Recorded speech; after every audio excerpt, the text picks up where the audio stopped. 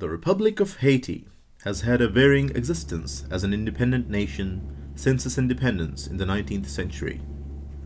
Occupying a picturesque tropical island location along with the Dominican Republic, Haiti is one of the four tropical island nations situated in the greater Antillean archipelago islands of South America. Haiti is considered a developing country, still fledgling economically and the poorest nation of the Americas, where its natural beauty, like its sister nations, was a boon to Haiti. Recent upheavals have put its beauty literally into the backdrop, even more with the catastrophe that decimated the small nation. Recently, its most populous and sprawling capital of Port-au-Prince, in particular, found a new notoriety to its name, the most stricken disaster zone of this nation. For on the fateful day of January 12, 2010, a powerful earthquake struck Haiti, and more so its capital, Port-au-Prince, without mercy. A new but dark chapter dawned yet on this already harrowed nation. Many organizations from around the globe stepped forward to aid Haiti in its time of crisis.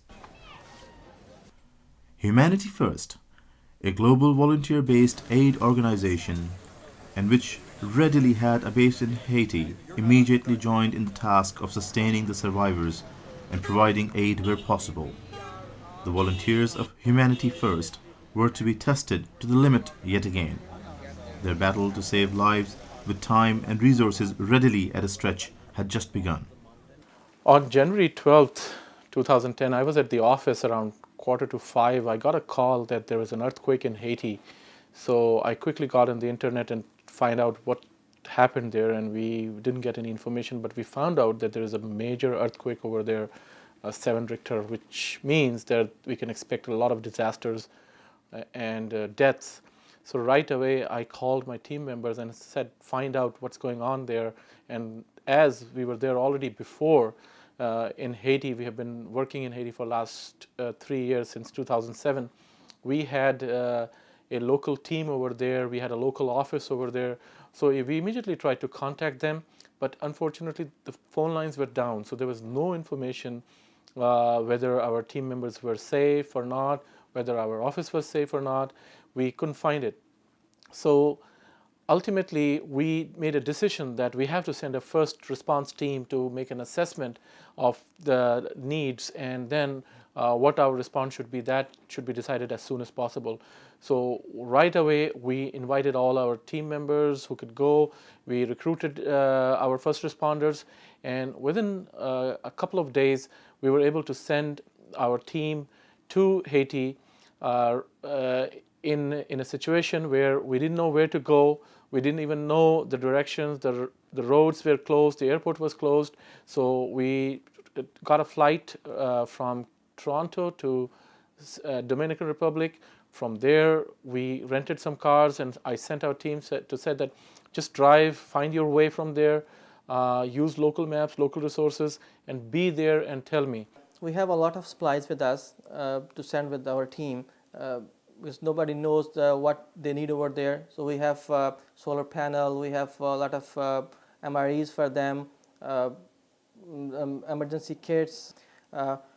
We negotiated with the airline that what they can help us in this respect. And I really appreciate American Airlines. They gave us a good deal that we can send almost 5 pieces of 60, 70 pound with everybody over there. So that helped a lot. Immediately when we got into Port-au-Prince, we saw mass scale destruction. I mean, we couldn't believe our eyes. Everybody, in the group, or whoever had cameras, were taking pictures of the buildings. I mean, you had to basically avoid buildings while you were driving. I mean, they were out on the road. It was absolute rubble. Everywhere you looked, everywhere you turned, every street corner you came to, you saw something completely toppled over and destroyed. We got to a point where we were near the palace, the Prime Minister's palace that everyone's seen in the news. There's a massive tent city area there. They call it tent city, but the fact of the matter is most of the people there don't even have any tents. So there's no roof over their heads whatsoever. You have small babies, you have elderly people, you have almost every other person is injured. So many people we saw with casts on, with band-aids on, walking around with crutches, without crutches. It sort of took us back. Everything became very real. Everything we saw on TV, it just came to life and got, had such an impact on us that for a while, everybody was quiet. I mean, you just couldn't believe what you were looking at. We got to the palace area, we saw the palace and the condition of that, and immediately our thoughts went to if the most advanced building in this whole city, the Prime Minister's palace, is toppled over the way it is. We can just only imagine what the condition of the other houses and residential areas are. So anyways, that gave us a real jolt of reality as soon as we got into the heart of it. From there, we made it to our location, and we were glad to see, we were excited to see that our building, the two-story house basically, was still standing. There was no crack on it. There was no foundational damage on it. The building beside it was completely destroyed. The building right behind it was completely destroyed. It was in rubble. And across the street there was a funeral home that had toppled over. So we got out of the cars. We were able to see the buildings. It was evident to us there was absolutely no electricity there, no light. We didn't have any generator on us. There was no running water. We did an inspection of the building upstairs and saw there was one washroom with no running water. Toilets weren't working, and it was in pretty bad condition. In the wake of the disaster, Haiti's structural foundations for the main part had been reduced to a rubble. For the most part, Port-au-Prince, its roughly 40 kilometers surrounding area, was totally ravaged in the catastrophe. But even though its terrain was devastated and homes broken down, its spirit was another story. Its people held on to hope. Humanity First volunteer teams joined them and immediately set to the task of trying to mend the homes and wounds of the people. With only scarce resources, makeshift labor, the shoveling of debris and re-establishment of electrical power where possible were primary tasks that would set the wheels of everyday life churning again. We run that generator to establish electricity in our clinic, and simultaneously, because we have at least electricity, we also arrange a water system. We install a pump and we run the water, and fortunately our clinic, after 4 or 5 days after we have electricity basic needs, so everyone was happy. With even much effort, cooking material and medical supplies were only so much, so far particularly those acceptable in hygiene. There were a lot of ends to meet and not a lot to meet them with. Thus was set a daunting uphill task. That's normal.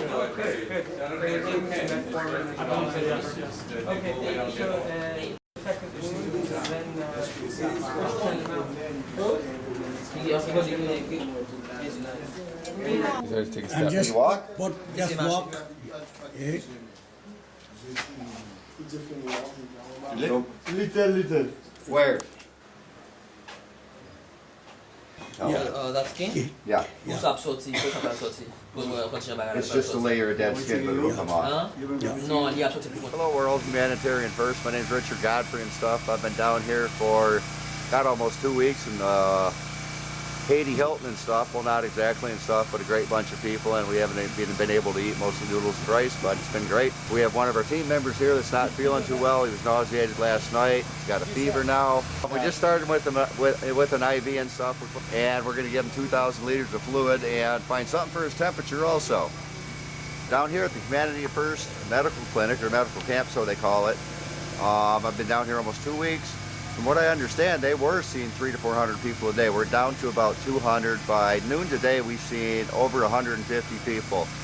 Anywhere from infected wounds, people with asthma, lacerations, a lot of colds down here. We're actually living on the streets with the people from Haiti. We have no security here other than a couple of guys that stay up all night. We probably have $150,000, $200,000 worth of drugs in our clinic. just bags and bags of things that we're distributing that was donated to us that we're actually distributing to the local hospitals down here, things that they can use for surgery, IV fluids. We have an overabundance of that. Everybody I've been worked down here with, I've had several doctors come and go. For some reason, I'm still here, but Yes. great bunch of people. And a simple thank you goes a long ways, and my heart goes out to all the people that. Quality of the patients were in the beginning mainly the traumatic patients who suffered from the main earthquake. But we were dealing with a large number of patients who were so fearful because after the main earthquake, there were other shocks coming. And these were repeated, and even my stay there are 3 earthquakes which really were very fearful. In some cases, there was a damage. But we see most of the patients who were recovering from the old injury, which means some patients were in casts for the fractures, and most of the patients were the wounds which were coming for change of dressings. The rest of the people were having problems to start with from the eyes, then the question of pain. Mostly the people complained of headache and the chest pain, but actually it was not really a chest problem. It was a gastroesophageal reflux disease, which was very easy to diagnose for me. We set up a number of mobile medical camps while we were down there. Generally speaking, we found out about a lot of those locations through locals that we were working with. There was a local down there who lived on our street and helped us find some of the local settlement camps. We found some through connections with the local Humanity First chairman in Haiti, out in Gracier and Carrefour, and we also found some through a gentleman who lives in Miami, whose mother lives in Port-au-Prince and was located just around the corner from our camp. And through a number of those volunteer sources, we were able to locate a number of settlement camps, post-earthquake settlement camps, that for the most part had not been seen by other medical staff. So generally what we would try and do, depending on the medical team that was down there at the time, we would often run a medical camp at our base camp in the morning, where we would typically see around 150 patients, and then load up and do a mobile medical camp in the afternoon. And on average, I would say we saw around 250 to 300 patients a day in the afternoon. So all said and told, you were seeing sort of 350 to 400 patients a day between 2 medical camps. The outside medical camps that we went to were, for the most part, not acute cases. They were sort of follow-up cases where people either had not been seen at all since the earthquake, or were people with general illnesses and maladies that were being seen to by the doctors. At the time of my arrival, which was about 3 weeks after the quake, we had linked up with a camp, refugee camp, in an abandoned sports complex, and there were about 7,000 people at night sleeping in basically on the soccer pitch, and it was a artificial turf. Thankfully, in some ways. So at least people had somewhat of a soft area to lay their heads. Most people did not have tents, unfortunately. They were mostly under blue tarpaulins, and at night when the rain came, many of their things were all of their things got wet, I'm sure. Fortunately, we were at our base camp. We had waterproof tents, unlike the people there. The condition of the people were varied. There was obviously, we were seeing medical conditions that were related to the fact that people were living in close quarters. So we saw many rashes and parasites like scabies and There was quite a bit of diarrhea. People were having fever and diarrhea from the poor living conditions. And then there was primarily a lot of follow-up. So those that had had orthopedic procedures and those that had wounds that were managed, we were needing to look after their wounds.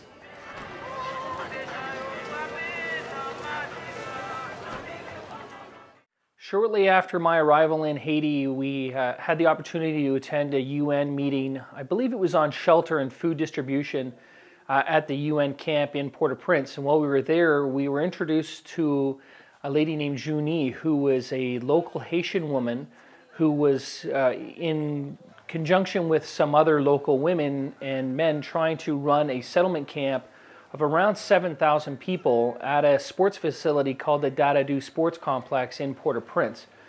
They had no previous involvement. They were not registered with the UN at that time and were seeking general assistance and trying to get some help for their camp. And Humanity First was instrumental in getting an additional medical need to their camp, running clinics there on a medical standpoint, as well as trying to get that camp organized and registered with the United Nations in an effort to try and get food and sanitation projects going for that camp. And it took us quite a while. We were probably pursuing that every day for close to a week to 10 days, I would say, before we could finally arrange